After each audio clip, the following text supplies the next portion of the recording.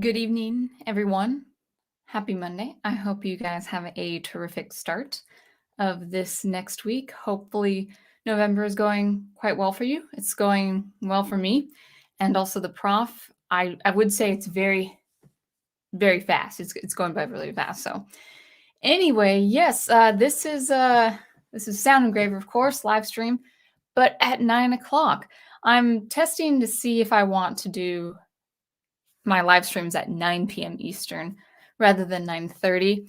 Um, the reason for that is I'm just already ready for my stream by 9 o'clock. I don't teach Mondays anymore, so I have a lot of time beforehand to prepare and all of that. But I do see Dr. Y in the house. He is the first, and I know my prof is coming. My prof is on his way over from his church from a Bible study that he's doing over with his fellowship there. So he will be running a few minutes late, and I am starting early. So we'll see how that goes.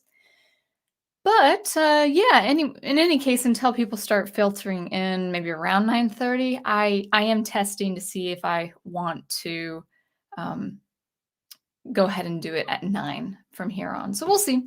We'll see how my Ethernet cable is handling it. We'll see how internet overall is handling it. We'll see how you guys are handling it if you prefer this hour. Now, because I have virtually 0 people watching, as it says on StreamYard, I think I'm going to go ahead and check the sound because I could be, muted or something like that. So let's go ahead and see how it does sound. So I'm going to have my headphones for the first time. All right. So I do hear myself. So yeah, in any case, yeah, I hear myself, and all should be good. And I will go ahead and of course share my website as well, seeing that I have, of course, new music. Well, relatively new music. So we do have that going on, where I have my mailing list at the homepage, and then of course Bradbury Lane. I have it downloaded at your price. Minimal price will be $1 or more, depending on what you would like. That actually goes for all of my single tracks. So my albums have a fixed price, depending on the track number. $8 for Happy Anomaly, $7 for Edgewise, and $8 for Sunkissed. But for my singles, I've actually decided it's just better just to name your price. So for a minimum of like $1 USD, you can go ahead and download the singles there. And that also includes this great art. Well, I think it's great. I mean, I did it myself, with some licensed images, and I added contrast, and I added some, not effects, but I cropped it up a little bit and put the text there and all that. And then actually, you also get the album cover art for all of my albums. Of course, I did all of these myself. So anyway, of course, I'm going to plug in my music there. And we'll go ahead and stop sharing there. And then, we'll get into it. Yes, we have some people. Okay, so we have Dr. Y. Climbing on tires? Yes, we are. We'll be talking about that. That will be an example of an art piece for the happenings. And my wonderful, remarkable, handsome professor is in the house. He's here. He's back from his Bible study, and I hope it was a good one. Daniel Heron says, hello, everyone. Hi, Daniel. I hope you are doing well. I've been kind of seeing what you've been doing with your soundtracks with Birdman, but I think you're on a horror stretch. So I've been kind of waiting until you get get into a different film. But I hope you are doing well with that, and also just well with life in general. Zootopia is also in the house. Hi, Zootopia. I'm actually kind of surprised you guys are filtering in right at 9. So if you've already missed it, I'm thinking about streaming at 9 from now on. We'll see. And Furry Old Dog, that has a cat avatar. And how do you do?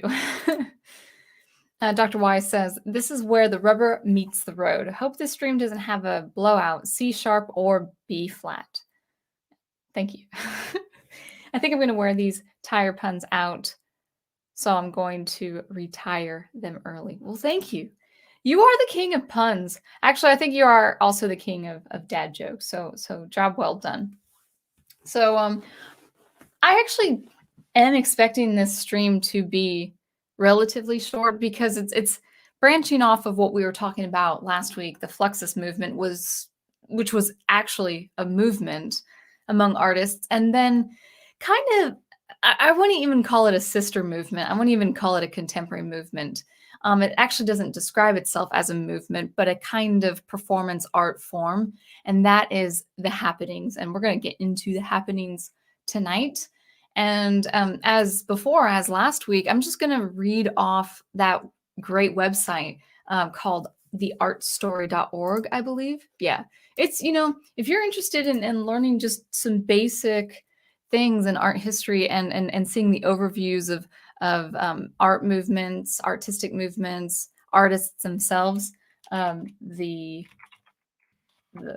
website I'm recommending is theartstory.org. So I find it really handy, and I also find it well written.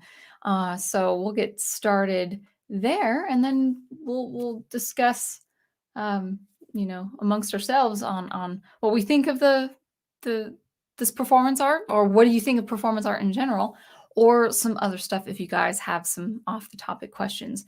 But yeah, it'll be another topical stream tonight on the happenings.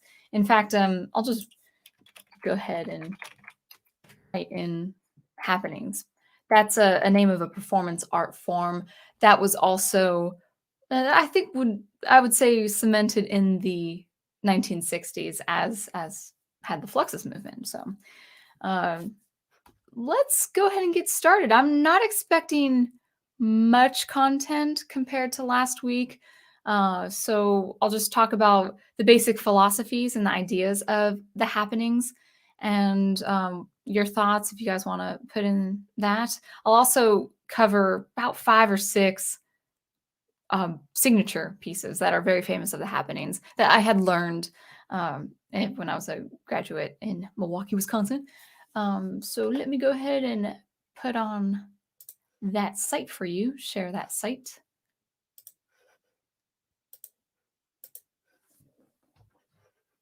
And we'll take it away. All right. All right, so hopefully you can see that. Actually, I'm on the wrong page. What did I want to do? I wanted to do the main page of the happenings. So I think what I'll do is read the summary of the happenings, in addition to some quotes by these artists involved with happenings, that happenings performance art, and then maybe cover a couple of the artists, definitely some signature pieces, and then we'll just take it away with discussion, and it should be pretty casual tonight. So let's go ahead and start. We'll start with these 4 quotes by these different authors, starting with Alan Capro. The line between the happening and daily life should be kept as fluid and as perhaps indistinct as possible. This is by George Brecht. My art is the result of a deeply personal, infinitely complex, and still essentially mysterious exploration of experience. No words will ever touch it. Another quote by Alan Capro. Words, sounds, human beings in motion, painted constructions, electric lights, movies and slides, and perhaps in the future, smells, all in continuous space involving the spectator or audience. Those are the ingredients. Several or all of them may be used in a combination at any one time, which permits me a great range of possibilities. And this is the signature is kind of hard to read, but I think it's George Segal. It was a dissatisfaction with the limitations of pure abstract painting. Nobody knew what the work could or should look like. Each individual's freedom was encouraged. Since nobody knew what the new art should look like, each of us was free to invent our own solution. So these quotes are to give you an idea of the environment and the ambience and the intentions of the happenings performance art, I should say. All right. So the summary, getting into the summary of the happenings here in this paragraph. What began as a challenge to the category of, quote, art, unquote, initiated by the futurists and Dadaists in the 1910s and 1920s, came to fruition with performance art, this new genre, this movement called performance art, one branch of which was referred to as happenings. Happenings involve more than the detached observation of the viewer. The artist engaged with happenings required the viewer to actively participate in each piece. There was not a definite or consistent style of happenings, as they are greatly varied in size and intricacy. However, all artists staging happenings operated with the fundamental belief that art could be brought into the realm of everyday life. We talked about that last week. This turn toward performance was a reaction against the long-standing dominance of the technical aesthetics of abstract expressionism, and was a new art form that grew out of social changes occurring in the 1950s and 60s. So, as a recap of what we had talked about the previous week, this was an art form, not really a movement as Fluxus was, but an art form that expressed more intimacy and participation of the viewer, the person going to the exhibition or to the venue or to the concert. So, in the way of music, a musical performance with a set of instructions or graphical scores or interacting with the performers, or actual objects that the viewer was to handle or to interact with as that event was taking place. This means the result or the performance was going to be different every time. And this goes to the idea of the ephemeral. This was not supposed to be a fixed kind of thing. It was with different people. It was different. It was with a different number of people, whether few or many, and it was to vary every single performance. And I find that very interesting, and I think that can be very impactful in the way of art and art history and how you express art. So this is one branch of that performance art genre and movement is the happenings. Let's continue going down a little further. Key ideas and accomplishments. A main component of happenings was the involvement of the viewer. Each instance a happening occurred, the viewer was used. I think I'm going to read that again. Each instance a happening occurred, the viewer was used to add in an element of chance. So every time a piece was performed or exhibited, it would never be the same as the previous time. Unlike preceding works of art, which were by definition static, happenings could evolve and provide a unique encounter for each individual who partook in the experience. This is item number 2. The concept of the ephemeral was important to happenings, as the performance was a temporary experience, and as such could not be exhibited in a museum in the traditional sense. The only artifacts remaining from original happenings are photographs and oral history. So at least it's archived. I'm glad of that. This was a challenge to the art that had previously been defined by the art object itself. Art was now defined by action, activity, occasion, and/or experience that constituted the happening, which was fundamentally fleeting and immaterial. The purpose of happenings was to confront and dismantle conventional views of the category of art. These performances were so influential to the art world that they raised the specter of the death of painting. Now, I don't exactly know what the death of painting means here. It might be a reference to something, maybe a reference to the death of the author. I'm not sure. And I would say while the happening could be influential and impactful, I would probably say, as I had said last week, that any happening event, whether black tie or any kind of casual event, really, of course, does happen, as I've said last week, it happens in the university setting, whether that's the university concert hall or performance hall, performance of the arts you would find in a university, or a venue that houses those very specific experimental occasions. If this is your first time hearing of the happenings, I wouldn't be surprised because it's not really a popular art form. It's seen in film, it's depicted in film, or you have an idea, maybe you've been in a kind of event where this could take place, but it's not influential like it is the case with popular art. So to that, I would disagree. And this third point here, the purpose of happenings was to confront and dismantle conventional views of the category of art. Philosophically, I would say to maintain art is to preserve it in stasis. I know philosophically that could be in disagreement with a lot of artists, even people who might come on my channel and say, "Oh, well, no, I disagree with you here." But that's just me. I think art really should be preserved.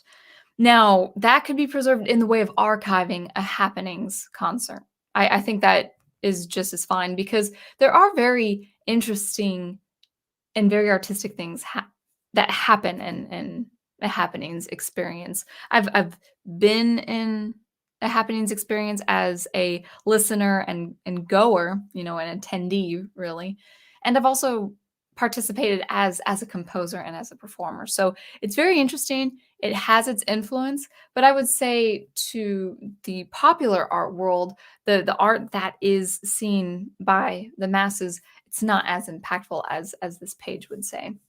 So that's the overview of the happenings. I'm going to go ahead and check out what chat is up to, and then we'll go on to the next page and talk about some major artworks.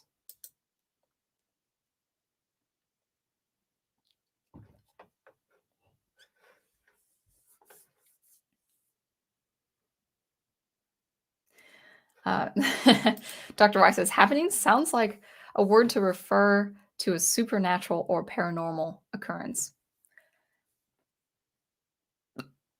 Not speculative, as far as ghosts and stuff, but no, it's that's the word they used. And it's not, again, it's not a movement that they would say happened. It's just a name that they kind of stuck with from the 60s all the way to all the universities describing it today. Big Al is here. Sorry I'm late. Started early. I did start early. That's my fault, because I started at 9. I'm thinking about starting at 9. And it's Team Ghost 3.0. Welcome. Welcome. All right. So we will continue describing a few art pieces of the happenings. And then if we'll probably have extra time to go over maybe an artist or two. So we will see there. And anything, I'm actually kind of reading this for the first time. I was looking over it, but I'm kind of reading it in front of you for the first time. So if I run into anything I agree with, I'll say it. If I disagree with it, I'll say it as well. So let me go back to the page and read. And we will talk about the artwork, some famous examples of some happenings artwork. All right. This first one, made in 1960, called American Moon by the artist Robert Whitman. American Moon by Robert Whitman was first performed at the Rubin Gallery in New York. The piece consisted of 6 paper tunnels that radiated outwards from the performance area, in which the audience would sit to watch piles of cloth being moved, accompanied by various sounds. Curtains with grids of paper were then hung in front of the tunnels, and a movie was projected onto them while performers made slight movements to the cloth, causing distortions in the movie.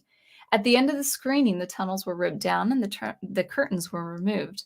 Lights flashed as figures rolled onto the floor. A giant plastic balloon was rolled around and someone swung on a trapeze. all to a soundtrack of a vacuum cleaner. Whitman called these works abstract theater, as abstracted sounds and images were a significant aspect of his work. In the variety of frenzied activity, Whitman claimed his work was much like a three-ring circus. So cloth, paper, clear plastic, and wood and cellophane tape were part of his happenings art piece.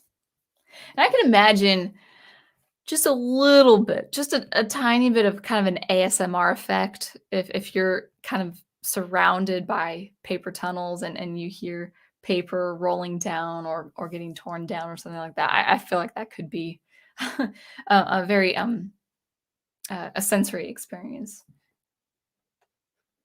Sensorial, I should say. All right.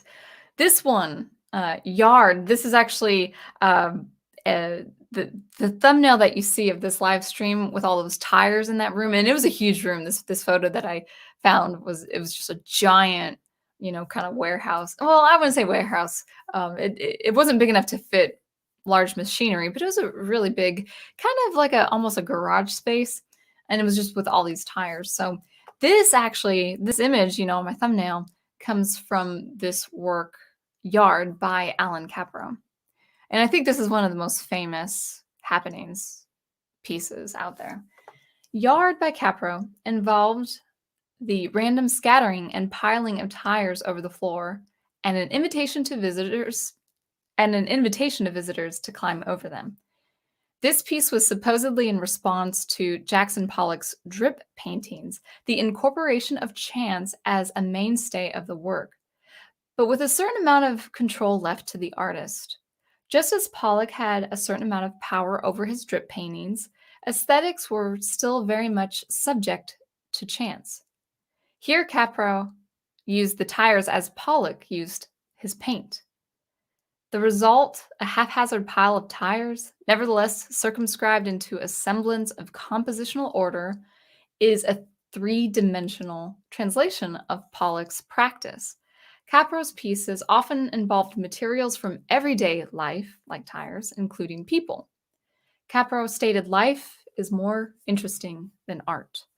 Yard, like many happenings, has been recreated several times since Capro's initial installation, and each time a unique artwork is produced. So the performance art aspect of it is that the visitors are required to climb on these tires. Maybe they can move them, maybe they can go under them, maybe they can toss them or something like that.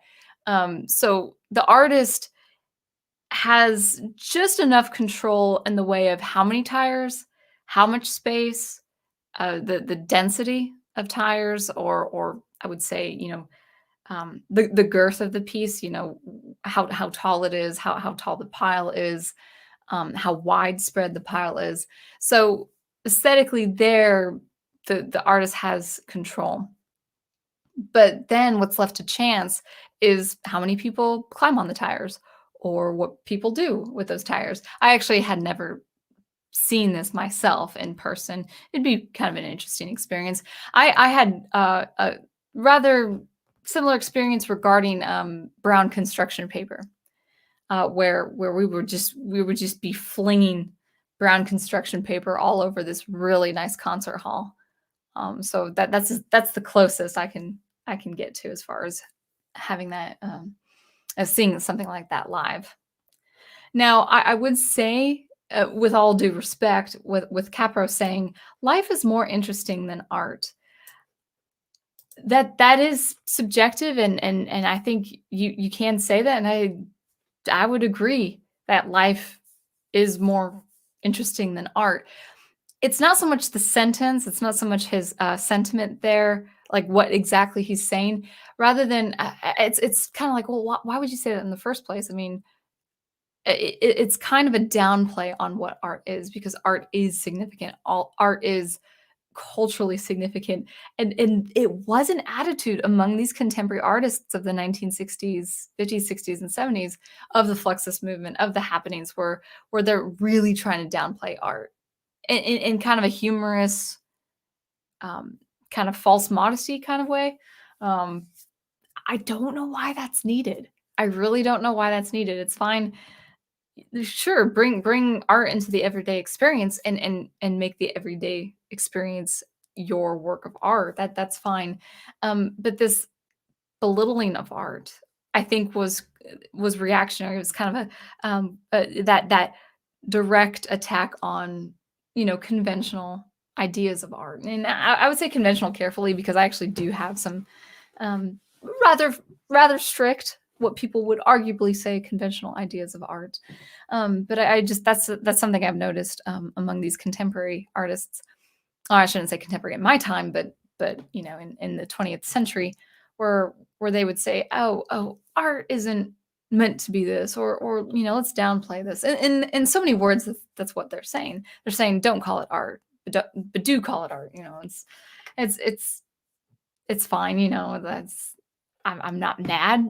I would just say, is it really necessary?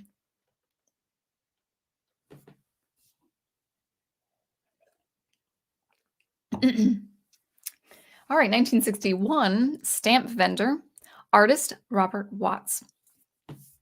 Stamp vendor involved stamps that artist Robert Watts, let me say his name correctly, that the artist Robert Watts created and placed inside of an actual stamp dispensers that Watts borrowed from the United States Post Office.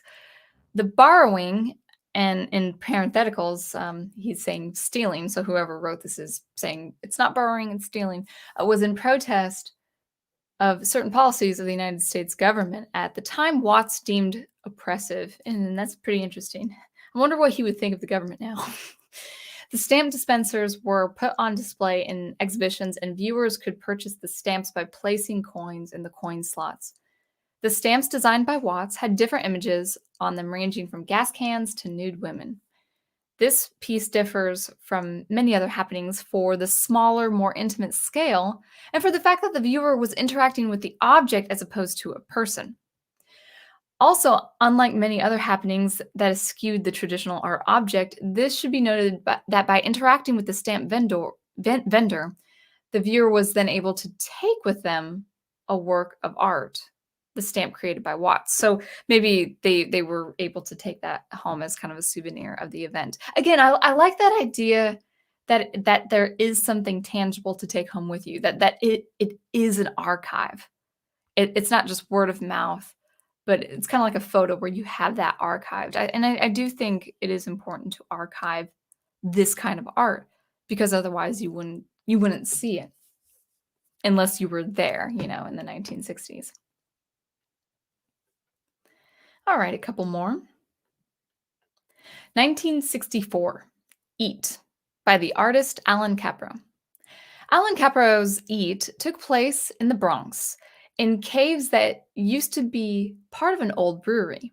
Visitors could make 1-hour reservations through the Smallin Gallery to view the piece, which was a participatory sensory. How do you pronounce this? Gustatory, like indigestion or whatever, experience that involved repeated audio. When the viewer walked in, he was confronted with a man's voice repeating, "Get him!" Two girls offering varieties of wine, banana bunches, and apples tied to strings and hanging from the ceiling. A girl frying bananas on a hot plate, bread and jam in an enclosure that one could only get to by climbing a ladder, as well as the man who was repeating, "Get him!" handing out pieces of salted boiled potatoes. The viewer was free to eat any of the food in the exhibit. Not only did the viewer mold the experience to his or her personal choices, but they also had the ability to change the piece for the viewer that came in after them. The complicated imagery, opportunities for participation, and uniqueness of the staging make Eat a typical happening.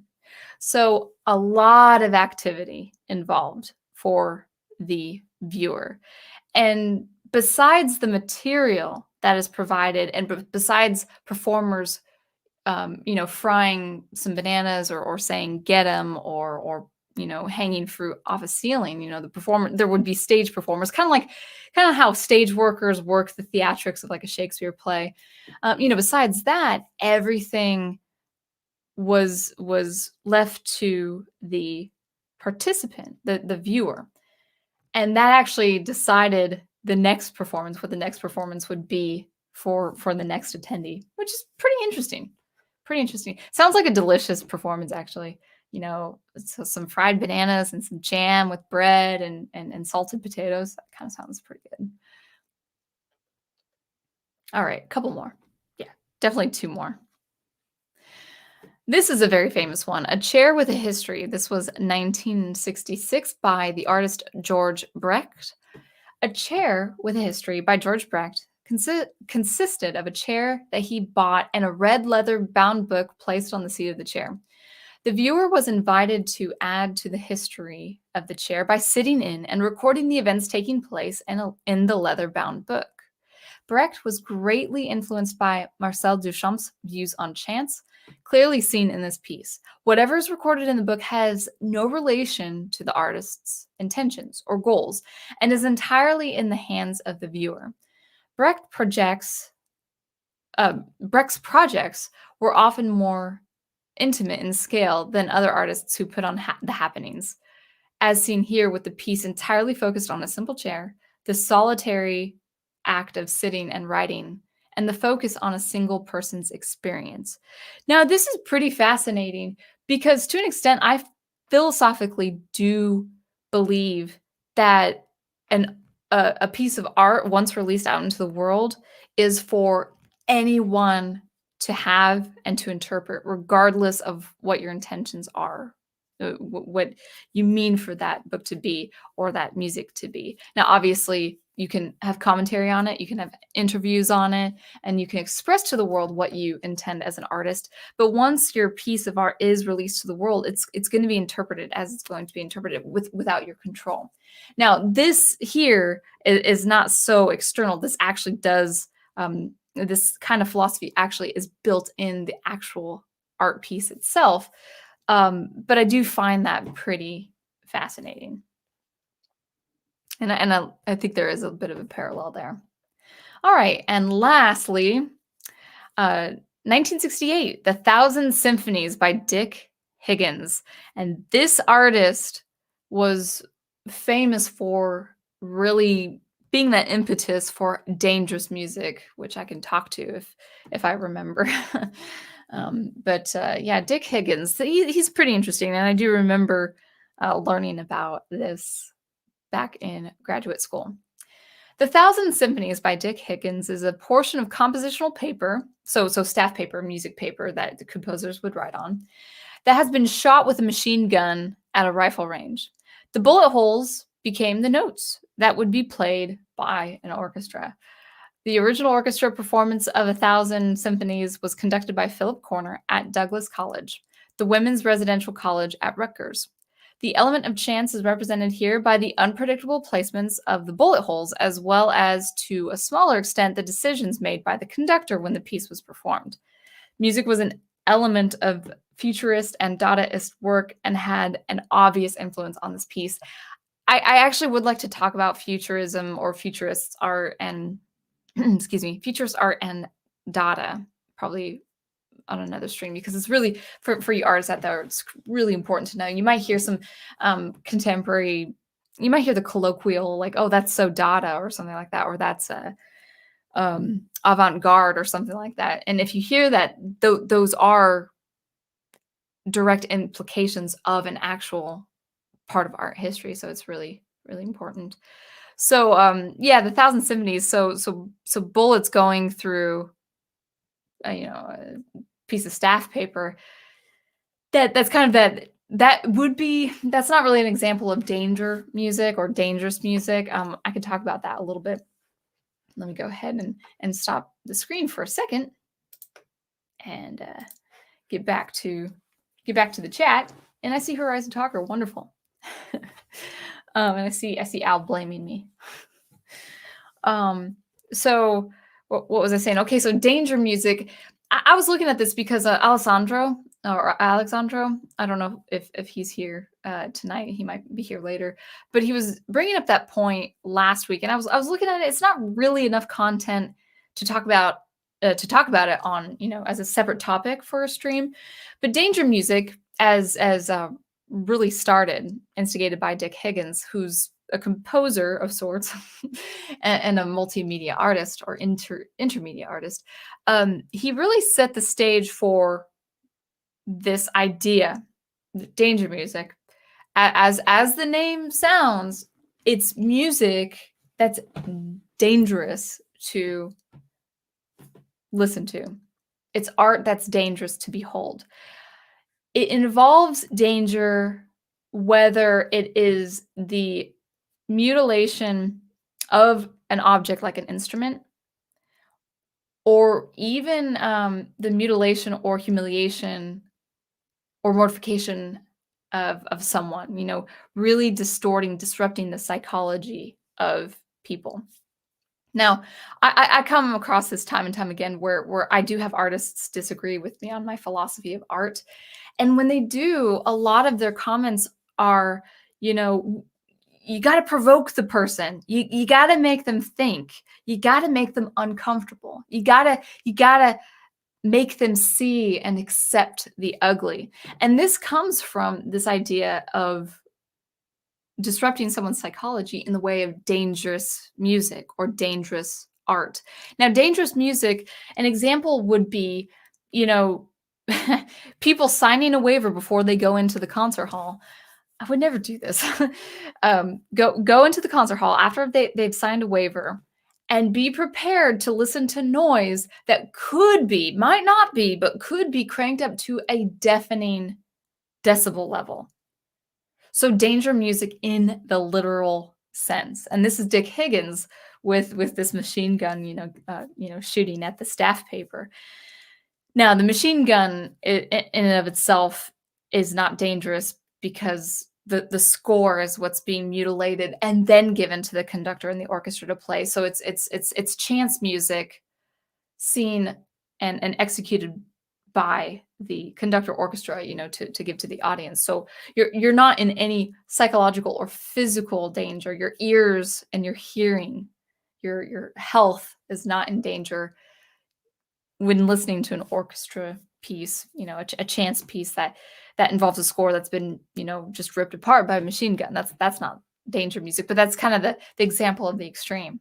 Dick Higgins was the example of the extreme. So anything involving the mutilation of maybe, let's say it's a guitar, for instance. Let's say a performer has a guitar as their object of the performance, and then they'll use a tool to like break the strings, or they'll smash the belly of the guitar. And I'm not talking about the theatrical smashing of the guitar of a rocker or a rock artist. I'm talking about actually just as a performance art, just being brutal to an object like a musical instrument, because the musical instrument is actually a sign of craftsmanship. It's a sign of dedication and work and love and attention. It's kind of like a sculpture. The musical instrument, especially a really well-built instrument like a violin or any instrument that is a really expensive instrument, that as an instrumentalist that there's so much love and craftsmanship and ear and eye that goes into a very good build of an instrument. So the idea of dangerous music is to subject that instrument to bodily harm. By the same token, for the viewer, you could run the risk of being humiliated in front of people. It could be as light as being, the butt of the joke, or you could be confronted. I wouldn't say, maybe there's been a case of violence, I wouldn't suppose, but it'd be, some performer, who gets into your face, like I really want to make you uncomfortable how close I am to you. So it could be a suggestive, bodily, like, performer's body, pressed against yours, so you're supposed to feel inhibited bodily, physically, or psychologically, or as far as your ears are concerned, you could lose your hearing. Like there's that chance that the artist would really want to ramp up noise at a deafening decibel level. To that, I say no thanks. The concept's interesting, but it's not worth losing my hearing for. So that's the idea of danger music, and that was Dick Higgins. I thought it was, and I'm glad I clarified that. So anyway,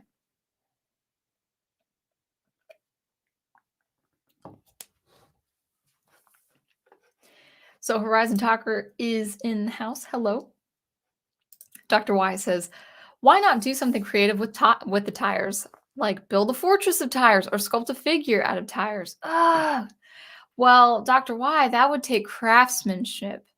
And the idea was actually to, the idea of these particular sentiments and the movement like performance art or, fluxus was to take craftsmanship out where the object was no longer the important thing.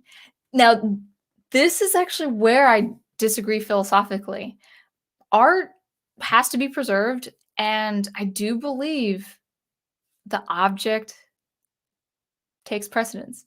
And I can imagine if I said that like in a Zoom meeting with all my old professors and their current students, they would totally disagree with me. But that's I do believe art and craftsmanship, dare I say, can't be separated. I know that's actually really controversial. I've come to notice, and that's okay. That's just my philosophy. That's just my philosophy as an artist. And if other artists have different philosophy, that's they've got the right to that kind of philosophy. But no, it's not. Yeah, Dr. Y, it's kind of like with um,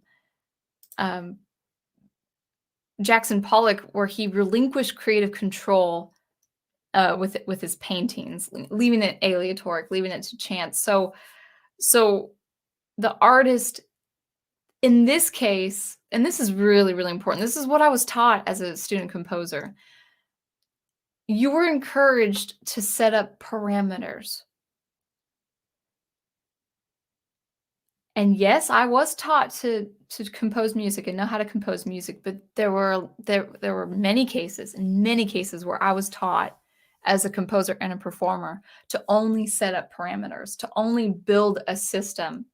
And whatever is outputted, then that's your that's your system. That's your music, no matter what the results are.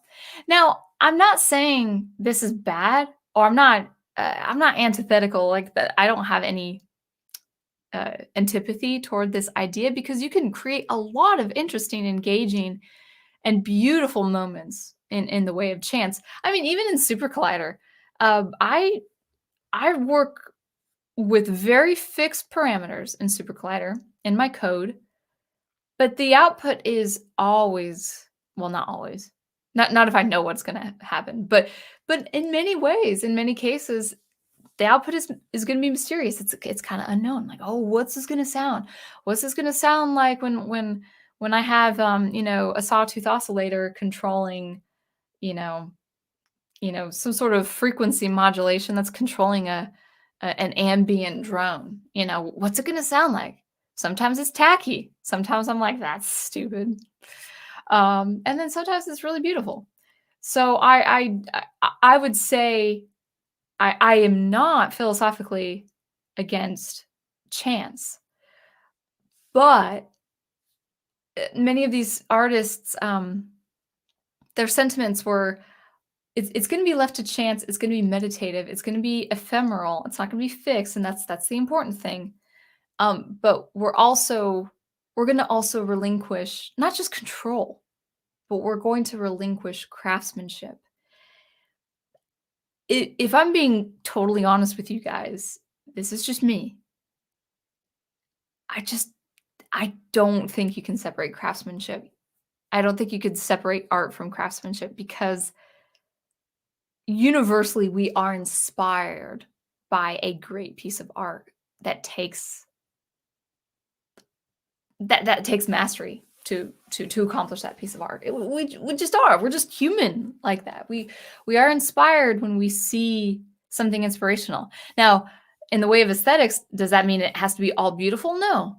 No, you can have the grotesque, you can have the ugly, you can have the absence of beauty, you can have the darkness, you can have the silence, you can have things that negate from light, from beauty, from all of that. But I do believe philosophically as an artist, it must be masterfully done for it to be a good piece of art.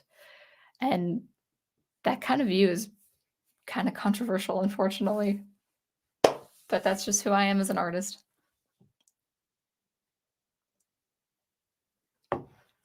Dr. Y says, a musical piece written by a machine gun? I know the Thompson machine gun was nicknamed the Chicago typewriter, but that is ridiculous. Thompson machine gun was named the Chicago typewriter. That's funny.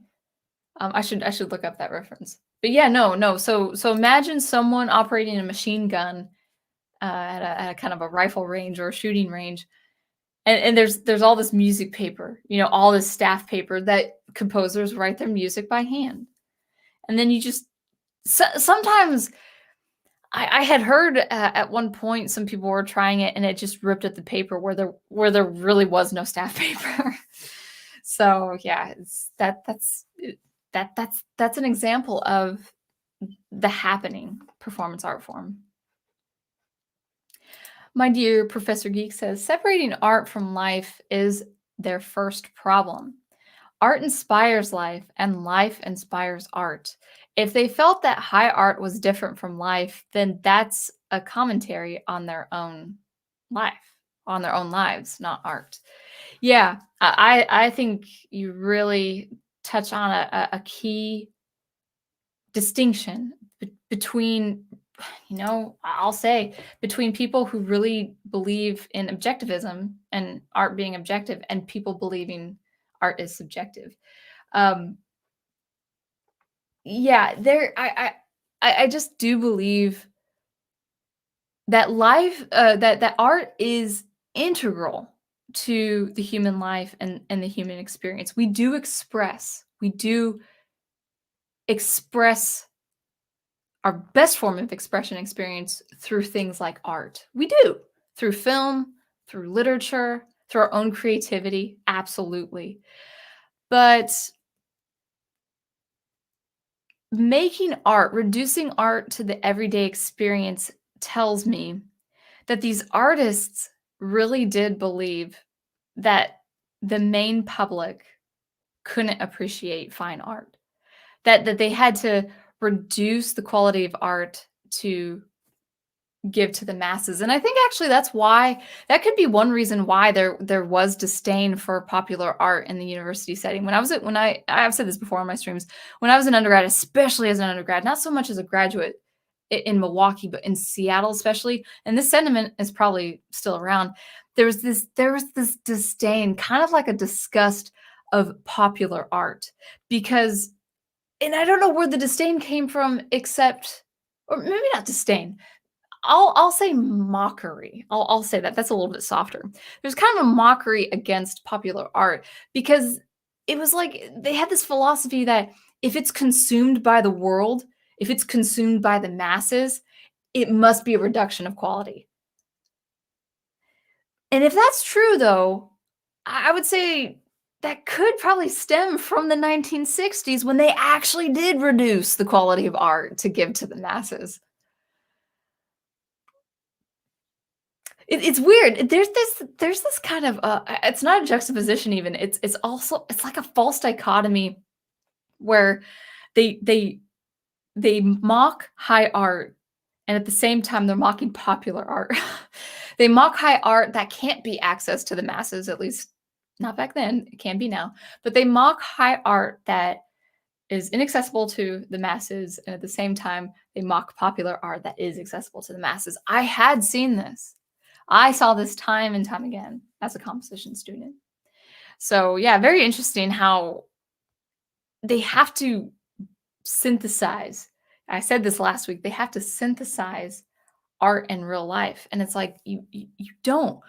Art is integral to real life, but you use art to express real life, but you don't have to use real life to express real life. Because that's kind of redundant. Anyway.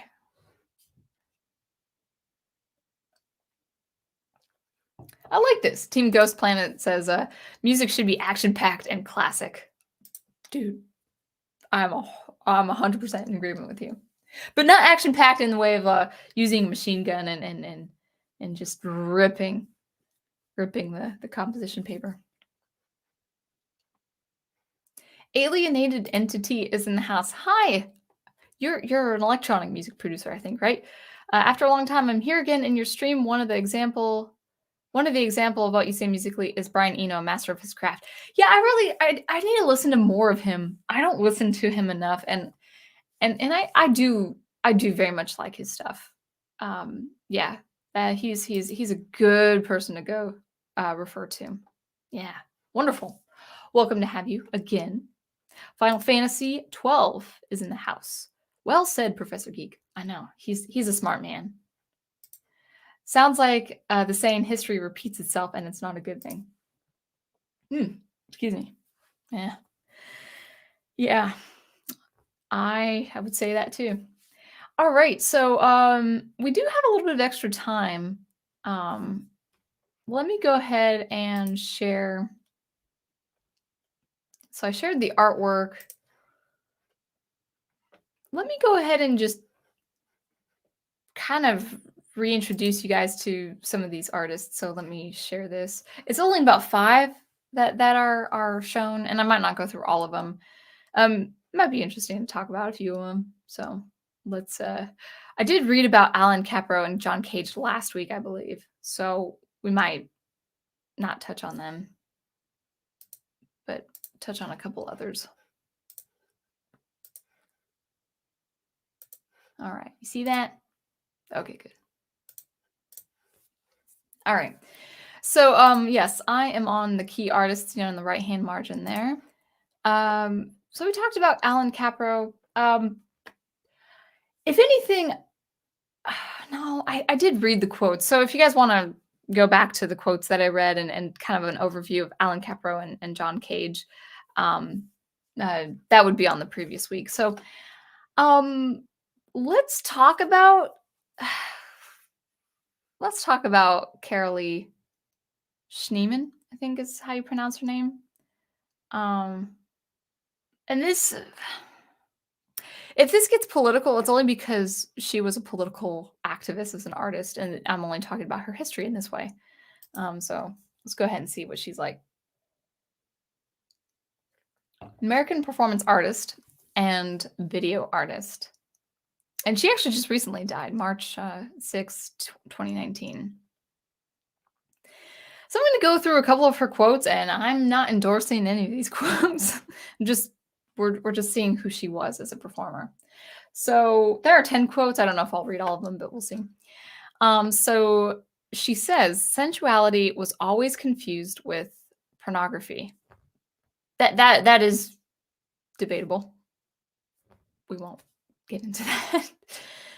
I'm still a painter, and I will die a painter. Everything I have developed has to do with extending visual principles off the canvas. Again, yeah, I do. I like that idea that it comes off the canvas, that it is immersed. Immersion music is very, very common, a very common thing in the university performance setting. The thing I would say in endorsing an idea like The Happening is to have it archived, or it will be forgotten. It will actually be a literal ephemeral performance art, which might be their intention. So if this happening art form is forgotten, that might have been their intention in the first place. I always thought this is something they need. My culture is going to recognize it's missing something.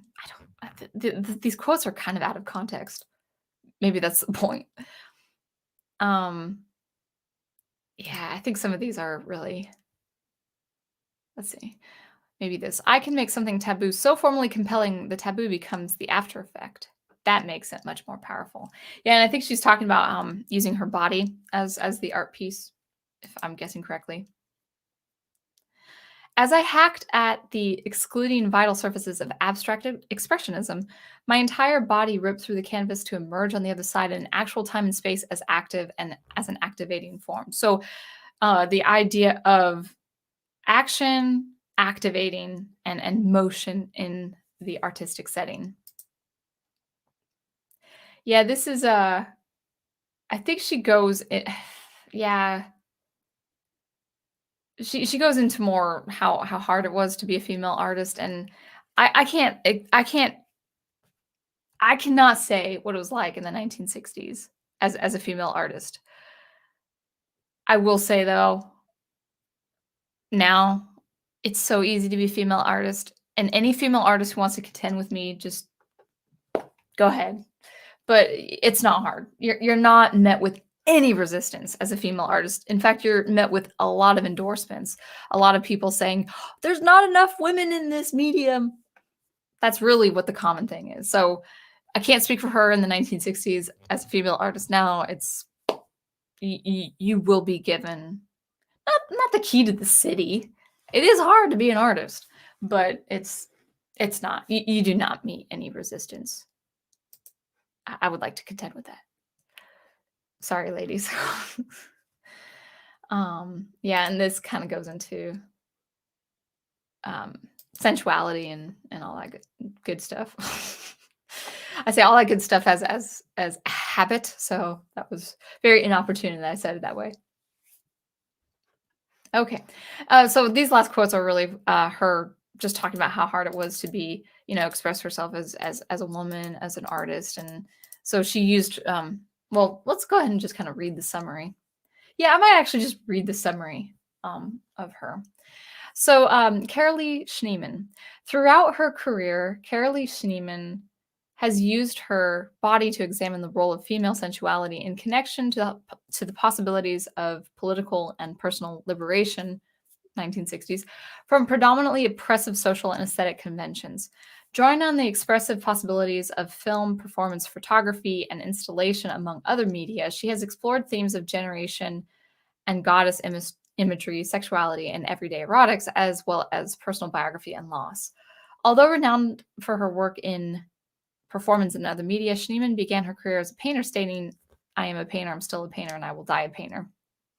She continues to perform, film, and record through the present day. Well, she passed away a couple of years ago, and has been acknowledged by the progenitor of the is progenitor, is that how you pronounce that word, of feminist art, as well as performance and multimedia art.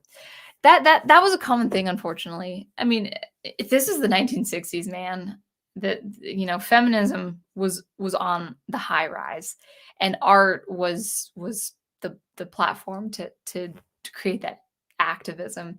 And I just wish there was a female artist out there, and if you guys know anyone, whether it's someone now in our time, in our generation, or um, people back in the 60s and 70s, women artists who just did their art and then didn't talk about being a woman. It's now, again, I can't speak for the 60s, but it's actually a distraction now. It really is a distraction for you to say, "I'm a woman composer, I'm a woman artist." To just say, why don't you just say you're an artist? We kind of can see you're a woman. So, but I'm not. I know that's I sound contentious when I say that, and maybe it's just out of frustration. People, actual female artists, have the frustration, and they talk about how oppressed they are. It's like, well, I feel the oppression of constantly being bombarded and inundated, saying like female artists are oppressed now. It's like it is so easy this day and age to be a female artist. You get endorsements left and right. Not me, because I don't ask for it. But anyway, those are just my thoughts. Again, this is my channel. It's my opinion. All right, let's look at the couple others. George Segal, American sculptor, photographer, and painter. 1924 to 2000. I think he has interesting quotes. Let's see. Let's see him. "For me to decide to make a cast of a human being broke all the rules of fine art." So, we'll see that he does sculpture, or he did sculpture in everyday spaces. Maybe that's why I'm a sculptor primarily, because I don't get criticized for making a real thing that exists in real space. That's kind of funny. That's a good sense of humor. Um, all of us start working young early because art is magical for us and we're enchanted by it. I pay an awful lot of attention to carving out the shape of the empty space in all my pieces. I pay a lot of attention to composing, stacking pieces, putting the stuff together. And my solutions vary depending on what I'm trying to say, what I'm talking about. It's literal cubism for me. I have to be able to walk around a piece, into a piece, and encounter it from every or from any shift of my eyes. I can walk into a group of figures standing around, and any place I click my eyes to look, I've got to be impressed with the shape of the empty space that's going on between the figures. And how does it strike me? It has to strike me, it has to hit me. And it's the only way I know to resolve a piece. I like that. I like that sentiment, especially the last couple of sentences there. It has to strike me. It has to hit me. And it's the only way I know how to resolve a piece. I get intense pleasure from accomplishing, making something visible and tangible, something that starts out as an idea. That's really cool. And of course, that does happen as a sculptor, but that can also really happen at the tangible opening of a book of your story, the tangible film in the way of a physical DVD of your film, CD of your music, obviously. But there is something very intimate of sculpture. I love sculpture as an art medium. So let's go ahead and read the summary of his. Using orthopedic bandages dipped in plaster, New York sculptor George Segal constructed some of the most haunting and memorable figurative art of the 20th century. Life-sized models based on his body and those of his friends, family, and neighbors are seated at lunch counters, poised on street corners, and waiting in train stations. Like actors in a play that never starts, these figures inhabit three-dimensional environments that evoke everyday spaces. One can walk around them, which makes the effect all the more eerie, but they are lost in their own universe. It is impossible to warn them that the moment they're waiting for will never arrive. The most existential of the pop artists, Segal gives us the opportunity to step outside the fast-paced consumer world in order to get a better look at how we function within it. And that's what I do appreciate of this movement, Fluxus, and also this branch here, the happenings, is to be more mindful of your environment, to be in the moment, to take a breath and to slow down. I'm not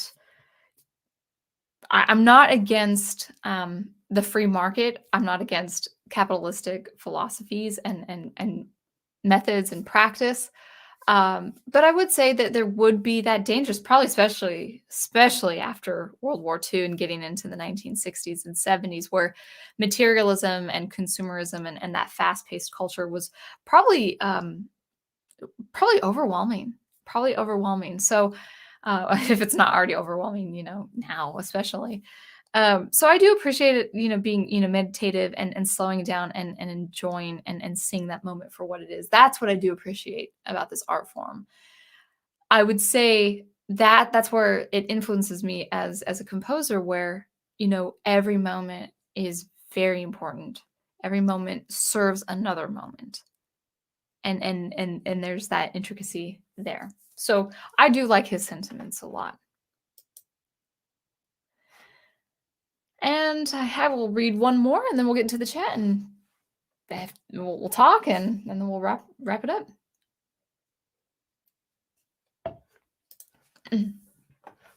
George Breck, I think is how you say. American, so 1926 to 2008. I'll read some of his quotes. There is perhaps nothing that is not musical. Perhaps there's no moment in life that's not musical. All instruments musical and not become instruments. This was a widely accepted philosophy in my graduate studies.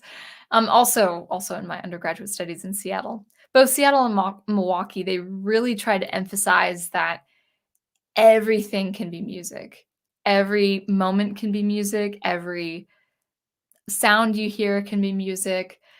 And I appreciate the opening and the ever accepting of noise and sound.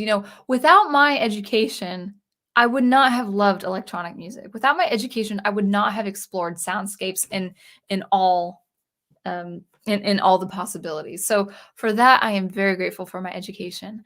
But when you say everything is musical, then nothing is musical. It becomes obliterated. It becomes very subjective. Music has a distinction. A sound has a distinction. Sound can be incorporated in music, but they are two distinct phenomena. So I would say yes, in the way of meditation and exploring all types of sound to incorporate in your music. Yes, that philosophy is important. But as you can't make everything art, you can't make everything music. You can make every moment important and be in tune with that moment. But you can't paint everything as one thing, because if you do, that one thing ceases to be that thing. Sounds a little abstract. I just know this personally from experience. It's not quite the case. Now, that's not to say music can't be like a variety of styles and a variety of performance practices. Yes, it can. It absolutely can. But I would just say with that philosophy, there has to be that distinction. There has to be that distinction that music actually is distinct from other things, including sound. I know that's a wild thing to think about if you've grown up in the academics and especially if you have explored electronic music.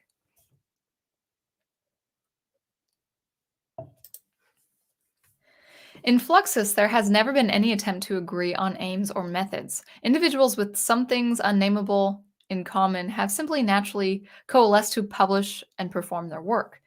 Perhaps this common something is a feeling that the bounds of art are much wider than they have conventionally seemed, or that art and certain long established bounds are no longer very useful. Now, I had this professor in Seattle by the name of Richard Carpin, and he said something recently in a video of his group Indigo Mist that I think is really, really important. It shares this philosophy of George Brecht's, and that is, don't think outside the box. Simply make the box bigger. But the box, this isn't what Carpin has said. He just says make the box bigger. But the box, I say, has to be defined. It still has to be seen. The box can no longer become a nebulous sphere of air and space. It still has to be defined as a box. It still has to be seen objectively as a box. It could be a huge box. It could be multifaceted. It could be multidimensional, but it still has to remain a box. That's the statement where you don't cease to have it be a box. So don't think outside the box, make the box bigger, but still define it as a box. So you really can push the boundaries, but not so much where things cease to exist, like where boundaries cease to exist. No, there are lines and limitations. In every single art form, there are lines and limitations. It has to be so with art because physical space and temporal space also have lines and limitations. It's simply a matter of mathematics and the physical space, and then the temporal space.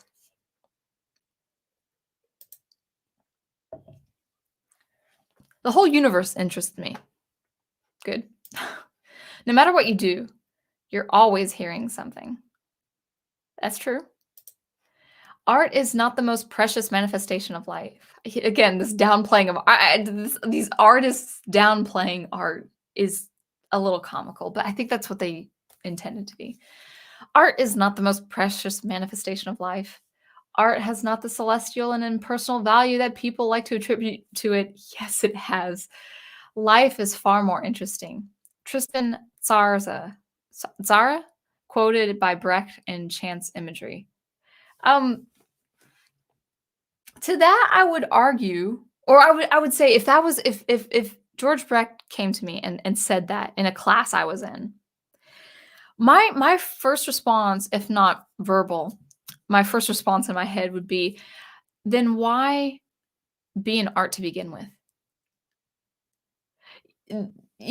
Art to me, without getting, woo-woo, I'm not woo-woo, like, "Whoa," but no, art has celestial significance. It has spiritual significance. It has very deep inherent value and meaning that is universally touched by every human being that walks on the face of the earth.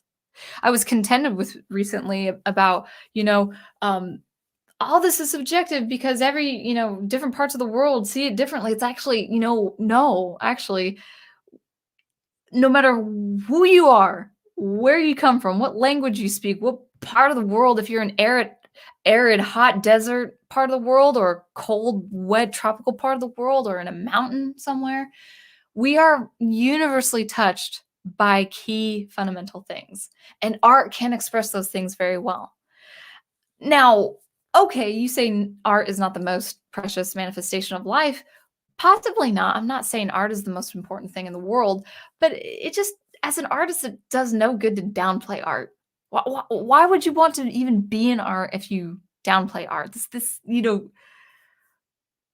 Again, it's the redundancy. Like, it's the redundant action of being an art or being an artist in art if you don't think art is important. Why would you? And actually, I'm gonna ask this, why would you, invest yourself in a non-important thing? A thing of non-importance. But I think this is the entire mentality of this kind of art form and performance art is they want to talk about the non-important. They wanna talk about the incidental. And again, I'm not saying the incidental is worthless. No, no, you should have, moments to set the pace of a narrative. You need to slow down. You need to speed up. You need to have activity. You need to have sparsity. You need to have these dichotomies for your art piece to work, whatever kind of art you work in. But to really want to say, or at least deep inside, I feel like they're saying art is not important. It's like, okay, then why don't you get a get a welding job then? Welding's important. Clean the sewers. That's important. Build roads. If I really, as an artist, thought art should be downplayed like that, I probably would do something else. Better serve my time. But that's kind of just, again, I would say that's the philosophy of many of these artists. So let's read his summary, and then I'll get back into the chat. George Brecht's his artworks and musical compositions express a certain modesty, do they? In an era often associated with neo-Dada flamboyance. Okay, maybe compared to that. And I'll get into these other genres a little bit later because I would like to talk about Dada, neo-Dada, futurist, all that kind of good stuff. His training as a chemist may explain something of the air of formal clarity, the lack of emotion or ornamentation that he brought to his chance-based event scores and installations. So too might his tutelage under John Cage, the grandfather of minimalistic chance-based art practice. Like Cage, however, Brecht's influence on contemporary art belies his unassuming persona. In creating scores for spontaneous musical performances with non-instruments or with instruments used in non-musical ways, and artworks constructed from everyday objects designed for viewer interaction, Brecht anticipated many of the fundamental tenets of the avant-garde art since the 1960s. From the Fluxus movement, he helped to define conceptual art, performance art, minimalism, post-conceptualism, and experimental music. Brecht's mark, that's his last name is hard to say.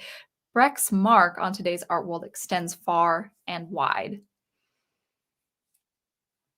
It extends to an extent. So yeah, I guess he would be important, but this kind of unassuming nature is very much common with these kinds of artists and also contemporary university composers where they really try to forfeit their ego completely, where it's like, you're not to express yourself or have any emotive, like emotive writing. You're not supposed to express yourself in a human kind of way. Now, if that's a counteraction to flamboyance in art, sure, I understand. Like, I actually think artists who express themselves like at how they dress, how they put their makeup on, how they do their hair, how they wear the jewelry and stuff like that. I would say that that could be over the top. That's just my preference. I like to look normal, you know. I like to catch people off guard a little bit. It's like, "What, you're a musician, you're an artist, you're a composer." It's like, yeah, I know. I look like I work as a receptionist, and I love that. I guess I'm unassuming in that way, but I'm not forward about it. It's like I don't have to make myself unassuming. Nothing against this man, George Brecht, but downplaying art, downplaying his own ego in the way of his performance art, and then also downplaying the art piece itself or the compositions itself, where the moments might not seem important or incidental. I would say there's a place for that, historically speaking, but people would lose interest over time. That this kind of thing is not meant to last. If they stopped teaching this in the universities, no one would remember. No one would go to this website. So those are some of the happenings artists. I will go ahead and stop sharing now. All right.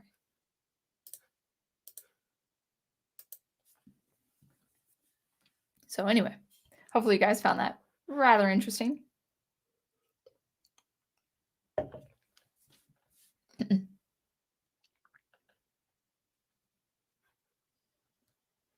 Dr. Y says, if you're going to have weapons in a musical work, do like Tchaikovsky in the 1812 overture. Oh yeah, cannons, man. Yeah, cannons are that final bombastic part of the symphony. Yeah, good stuff. Good call to a very famous classical piece.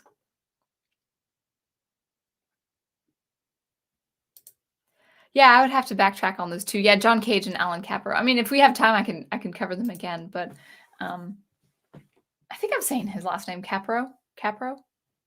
I don't think it's Capro. I think it's Capro. Looks at art. The 60s weren't good on you, were they? Are you referring to the woman artist, Carolee Schneemann, I think is her name? Yeah.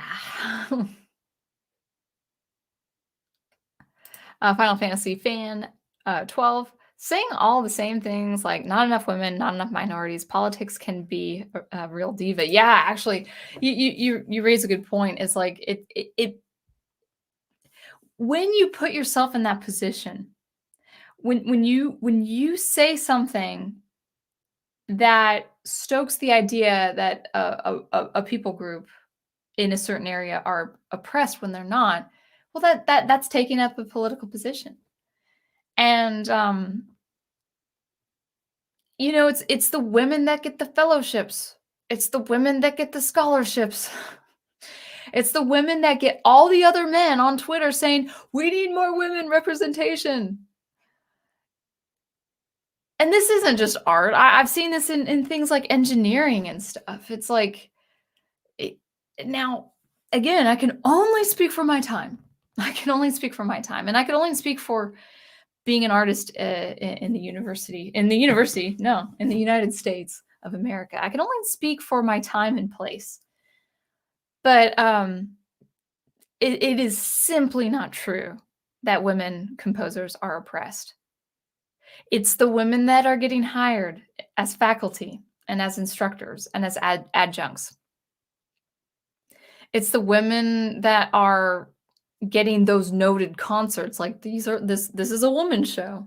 I guess, Prof, what's the name of that theater that you very much strongly dislike here in Virginia, where for Captain Marvel, the theater actually only allowed women for the premiere of Captain Marvel?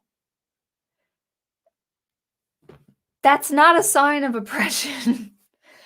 Now, I know if some female student in college came upon my stream, she would probably contend with me. I just know it because that's just in our nature is to be very disgruntled and complain about stuff.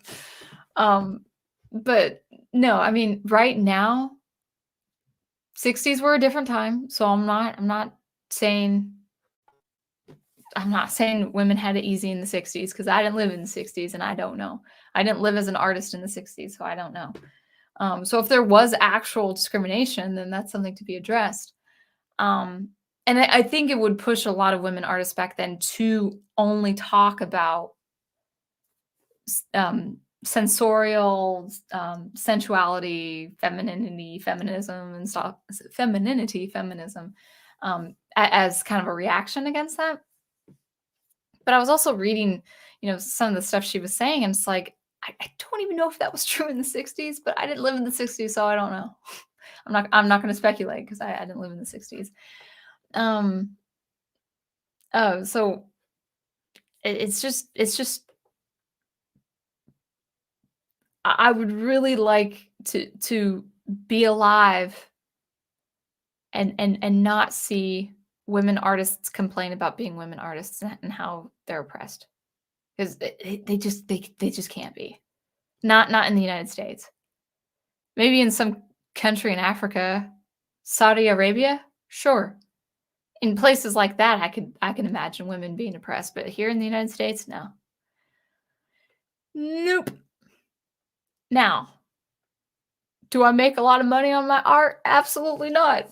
I'm trying to be as prolific as possible, but my not being successful is not any indication of being a woman. There's no relation. Oh, thank you, Elijah Brown. Sometimes I wonder if I sound angry or contentious. I don't think you sound contentious. Good. I'm glad. I'm glad.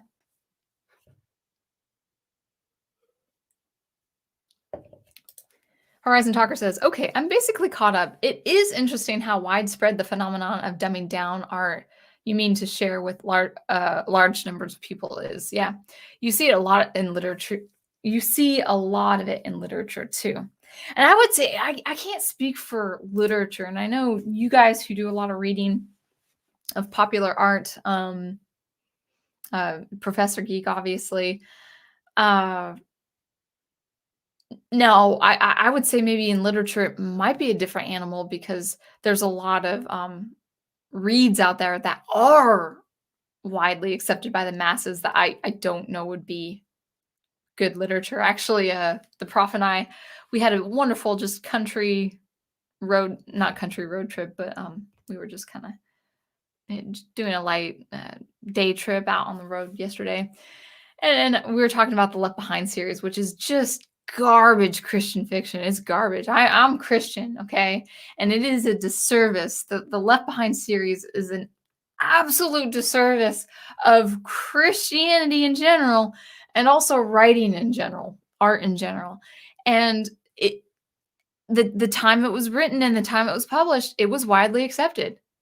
So I'm not saying art that is accepted by the masses is good art. No, I'm not saying that. But what I am saying is good art can be widely accepted by the masses. And there was a kind of mocking, a kind of disdain among faculty in the liberal arts communities where if your music's popular, you're doing something wrong. Because it was always about breaking convention. It was always about going up against conventional ideas. And convention is that it's become kind of a controversial term colloquially because when people say conventional in the liberal arts, there's they connotate it as a bad thing, as a negative thing, like, oh, this is traditional, oh, this is conventional. It's like conventional is not a bad thing. Conventional engineering is not a bad thing. You know, let's save those books, guys. Let's save those engineering books on how to make stuff and how to dig up stuff from Earth because we're going to need that knowledge if the world shuts down and we go digital and the world finds out we don't know how. I don't know if this is happening. I'm just making stuff up on the fly. Um, but yeah, like if the world goes all digital and then like, well, how do we build stuff? Well, we got to go back to the conventional way of, you know, engineering. So yeah, there's nothing wrong with conventional ideas of music. There's nothing wrong with conventional ideas of art in general. Um, but I think there is a huge antithesis in the university setting for um, conventional practice, which I don't understand. Like I'm a classically trained violinist, and there is nothing wrong with convention.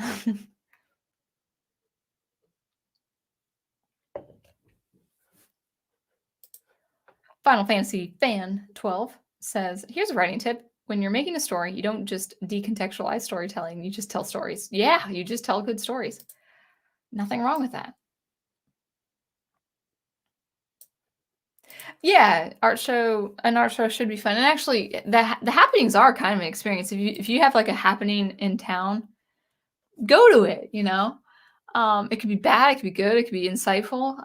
But I'm not saying they shouldn't have existed. That's not what I'm saying.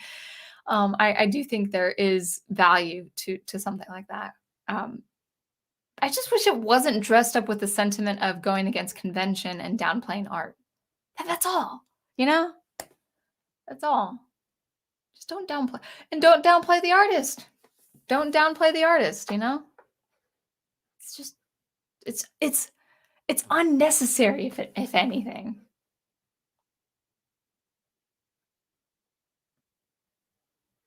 Oh, Elijah Brown says, I don't see it as downplaying. I don't see it as downplaying, but modest. Could you clarify? Oh, I see. Surrendering the ego leads to being humble and enlightening. Okay, yeah. Actually, let me clarify this.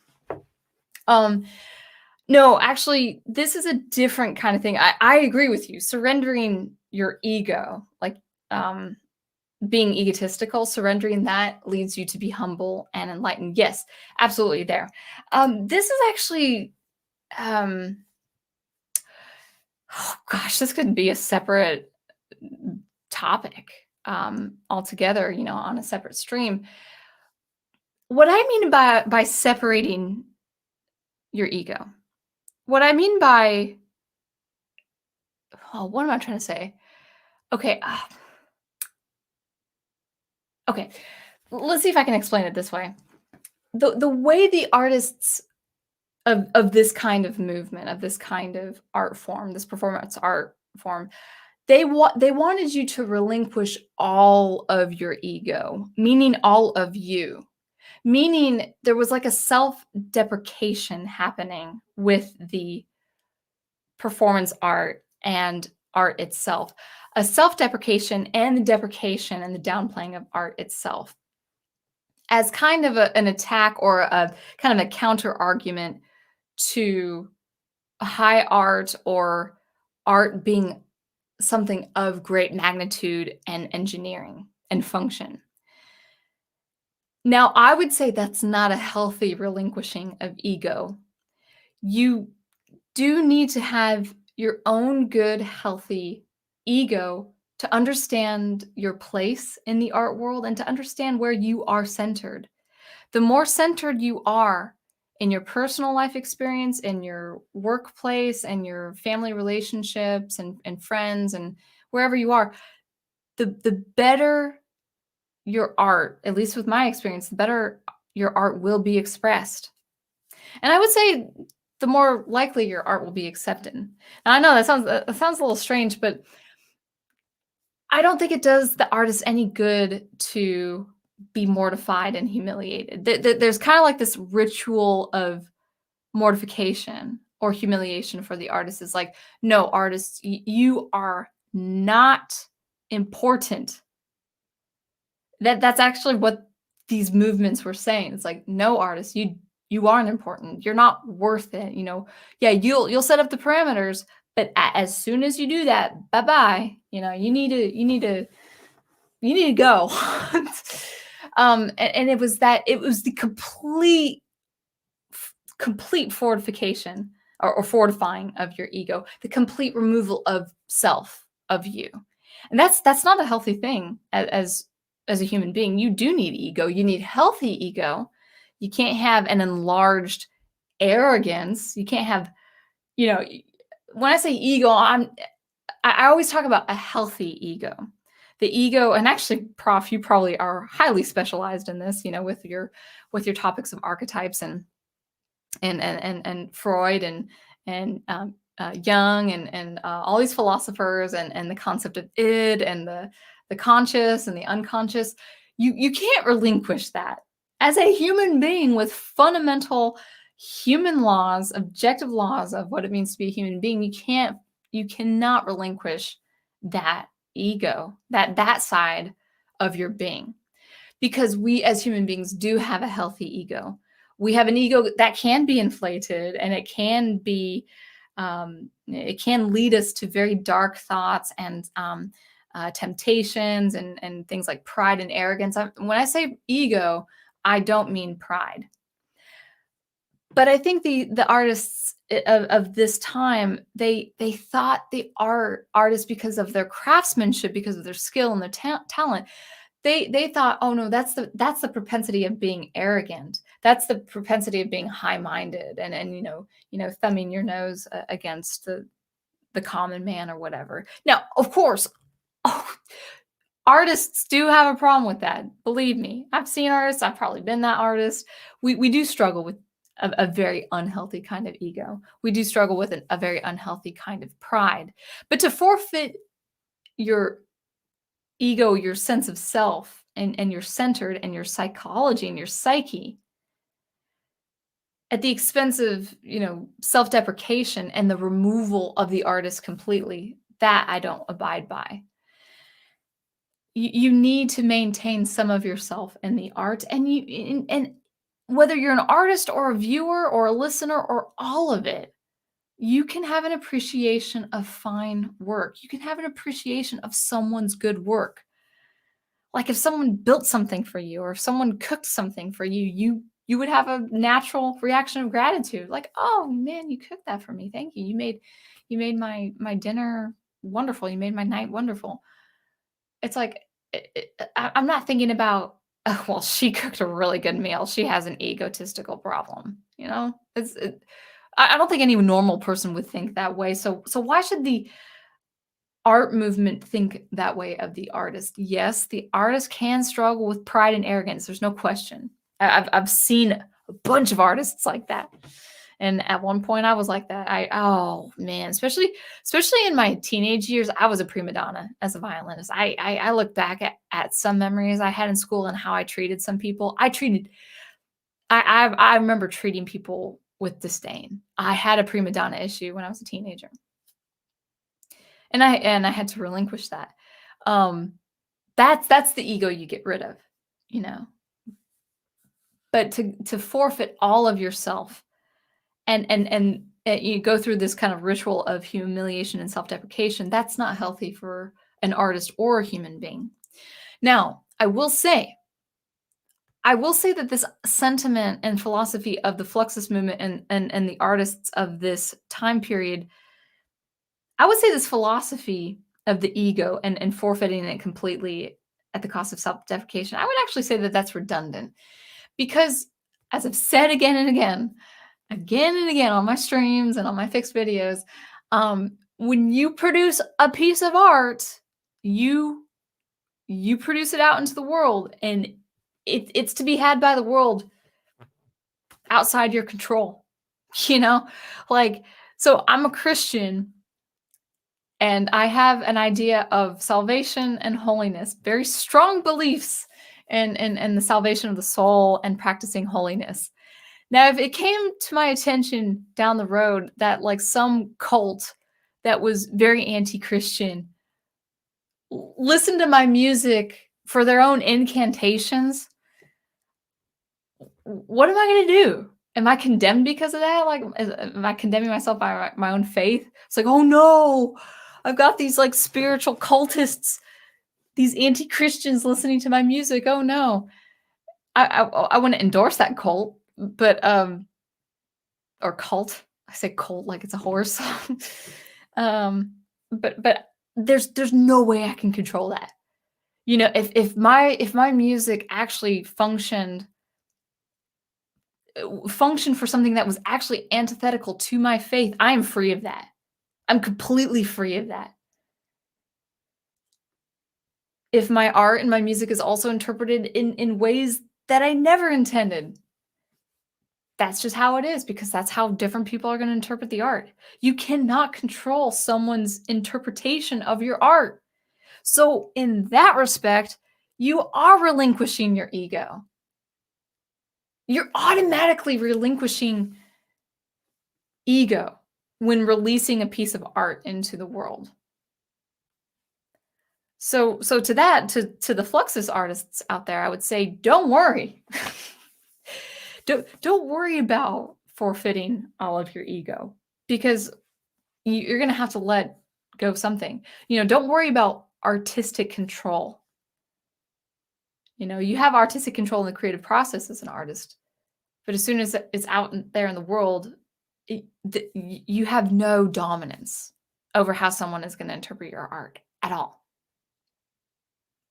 Now, I'm not saying that as like, oh no, why should I produce art if that's going to be the case? It's like, well, generally people are going to have a similar interpretation that you've intended because if you express your art well, and if you believe that human beings have universal fundamental laws of human life and expression, don't worry. You're going to have some sort of resonance. You're going to have some sort of response.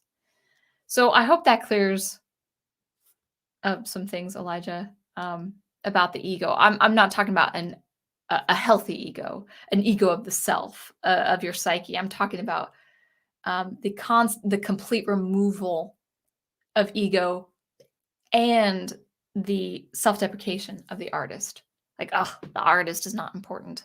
Well, you know what? The artist is actually really not important once the art is out there. So it's okay, Fluxus artists. So hopefully that made sense. I hope I cleared that up. If you need any other clarification, Elijah, just let me know.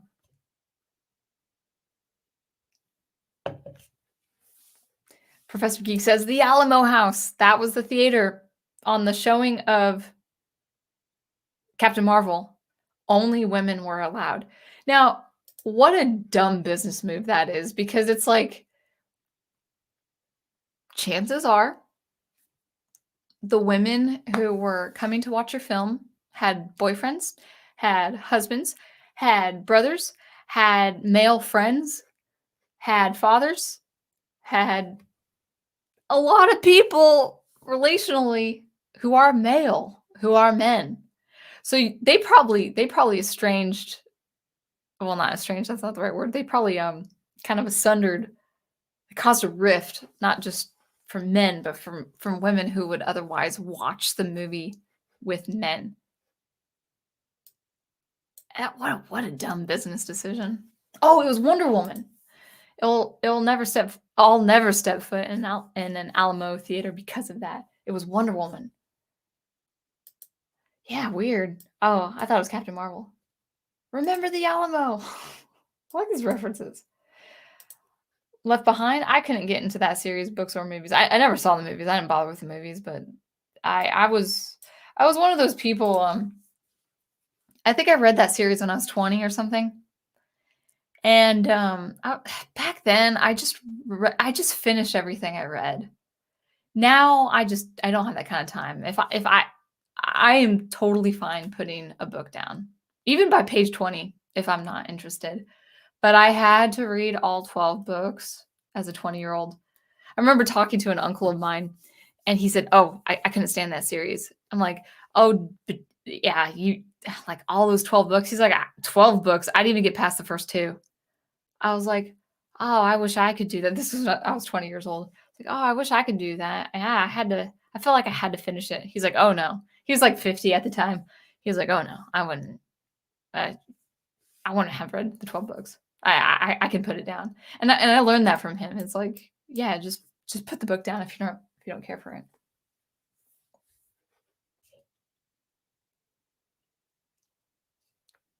Elijah Brown says, "I see. Those two types of thoughts do seem quite polar in their own way." I think we were talking about the ego, right? Final Fantasy fan says, oh, okay. Without doubt, artists and writers are guilty of having an inflated ego. Even I am guilty of this too. Yeah, inflated ego and arrogance and narcissism. That is the propensity of artists to have. Oh yeah. I'm not saying that's not a problem among artists. Um, so I hope you understood my meaning where I suppose these movements like the fluxus and happenings, I would say I suppose it's with good intentions that they wanted the artist to relinquish their ego.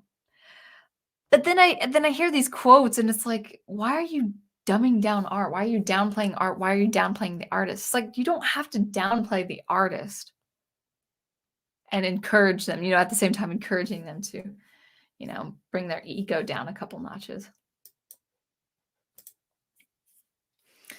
But reason being, that's why there are kinds of people who are like that, because they want to be the center of the universe. That is true too. That is true too. So, yeah. Hopefully I made sense, guys. So yeah, if it's any encouragement for you artists out there, excuse me. If it's any encouragement, you will automatically need to forfeit some pride and ego at the release of your artwork. Upon releasing your artwork to the world, you will forfeit your ego. You have to, because you have when you release a piece of art to the world, you automatically separate yourself from that art piece. Yes, it's part of you. You've made it. It's your baby, but it is no longer under, your sphere of control of interpretation, because only you have interpreted it. I've released music, and I've been writing slowly and steadily, my space opera. But really, it's like all these years I've thought about my space opera and written down things, and I'm only on book 2 out of like 5 books or something. Only I have been seeing these characters. Only I have been understanding these characters. These characters are going to look different to different people. They're not going to see the characters like I see them.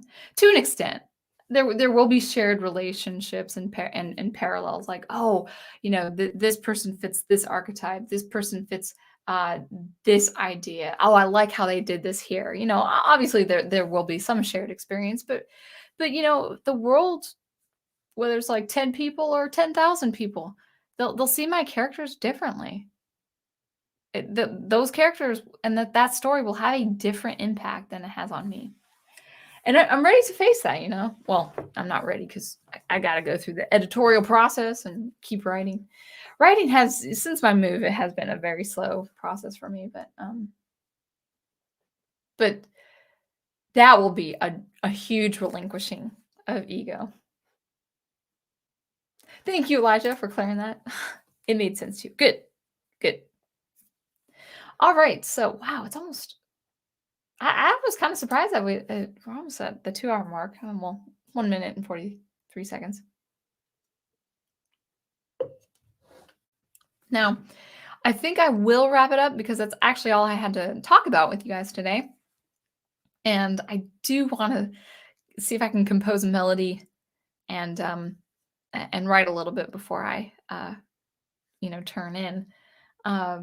But let's see. Anything to talk about?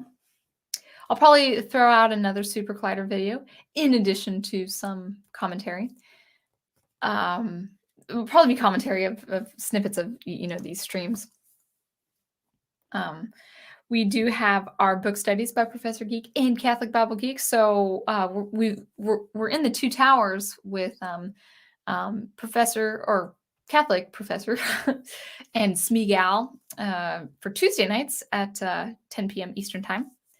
And then we are getting into Star Wars EU again over at the Professor Geek on Thursday nights.